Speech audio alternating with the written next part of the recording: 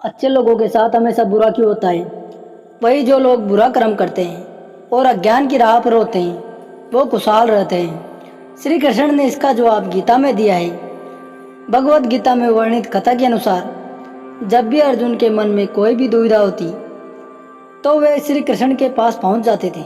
एक बार की बात है, अर्जुन ने भगवान श्री कृष्ण के पास आकर कहा कि मैं दुविधा में हूँ और इसका जवाब मैं आपसे जानना चाहता हूँ।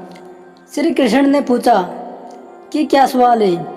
अर्जुन ने कहा, मुझे यह जानना है कि हमेशा अच्छे लोगों के साथ ही बुरा क्यों होता है। वही जो बुरे कर्म करते हैं हमेशा खुश दिखाई पड़ते हैं। अर्जुन के मुंह से ऐसी बातें सुनकर श्री कृष्ण मुस्कुराए और कहा, मनुष्य जैसा सोचता है और महसूस करता है वैसा कुछ नहीं होता, बल्कि अज्ञानता की वजह से वो सच्चाई नहीं समझ पाता। अर्जुन उनकी ये बातें समझ नहीं पाए। उसके बाद श्री कृष्ण ने अर्जुन से कहा, पार्थ मैं तुम्हें एक कथा सुनाता हूँ, उसे सुनकर तुम समझ जाओगे कि हर प्राणी को उसके कर्म के हिसाब से ही फल मिलता है। प्रकृति हर किसी को अपनी राह चुनने का मौका देती है। अब मनुष्य की इच्छा पर निर्भर करता है कि उसे धर्म की राह चुननी है या अधर्म की। अर्जुन को कथा सुनाते हुए श्री कृष्ण कहते हैं, एक नगर में दो पुरुष रहा करते थे। एक पुरुष व्यापारी था जिसके जीवन में धर्म की बहुत महत्ता थी। वो पूजा पाठ में यकीन रखता था। वो हर रोज मंदिर जाता और दान धर्म करके वो पूजा पाठ किया करता। वही दूसरा पुरुष इसके बिल्कुल विपरीत था। वह हर रोज मंदिर तो जाता लेकिन पूजा करने नहीं, बल्कि मंदिर के बाहर से जूते चप्पल चुराने के लिए जाता। उसका दान और धर्म से कोई भी लेना देना नहीं था। समय बीतता गया और एक दिन बहुत जोर की बारिश हो रही थी, इसलिए मंदिर में पुजारी के अलावा और कोई नहीं था। यह बात जब दूसरे पुरुष को पता चली तो उसने सोचा, यही सही मौका है मंदिर का धन चुराने का। पंडित जी से नजर बचाकर उसने मंदिर का सारा धन चुरा लिया। उसी समय धर्म कर्म में विश्वास करने वाला वह व्यक्ति भी मंदिर पहुंचा।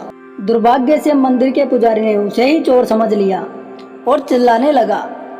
वहां लोग एकत्र हो गए और उसे बहुत मारा। किसी तरह बचते बचाते वहां से निकला तो दुर्भाग्य ने उसका साथ वहां भी नहीं छोड़ा। मंदिर के बाहर वो एक गाड़ी से टकरा गया और घायल हो गया।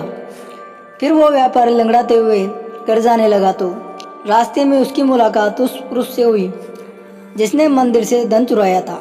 उसने कहा, आज तो मेरी किस्मत चमक गई है, एक साथ इतना सारा धन मिल गया है। यह सब देख पहले व्यक्ति को बहुत बुरा लगा और उसने अपने घर से भगवान की सारी तस्वीरें निकाल दी।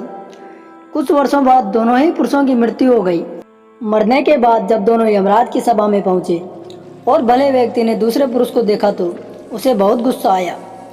उसने क्रोधित होकर यमराज से पूछ ही लिया, मैं तो हमेशा अच्छे कर्म करता था, दान धर्म में विश्वास रखता था, उसके बदले जीवन भर मुझे अपमान और दर्द ही मिला और इस व्यक्ति को नोटों से भरी पोटली, आखिर ऐसा भेदभाव क्यों? इस पर यमराज ने कहा, पुत्र तुम गलत समझ रहे हो।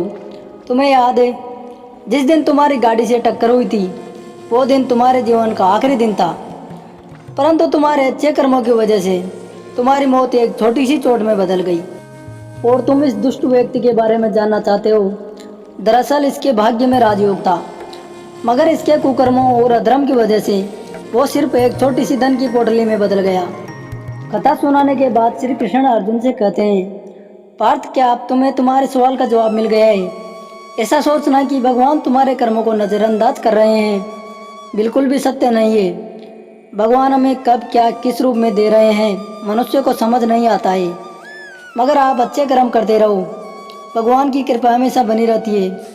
इसलिए अपने अच्छे कर्मों को बदलना नहीं चाहिए, क्योंकि उसका फल हमें इसी जीवन में मिलता है। इसलिए मनुष्य का फर्ज है कि वो हमेशा अच्छे कर्म करता रहे। किसी के द्वारा किया गया कर्म बेकार नहीं जाता, चाहे वो अच्छा हो या बुरा, हमें इसी जन्म में उसका फल मिलता है। दोस्तों, आपको कर्म के फल पर श्री कृष्ण द्वारा बताई कहानी कैसी लगी? कमेंट बॉक्स में अपनी राय अवश्य लिखें। अगर आप इस चैनल पर नए हो तो चैनल सब्सक्राइब करें।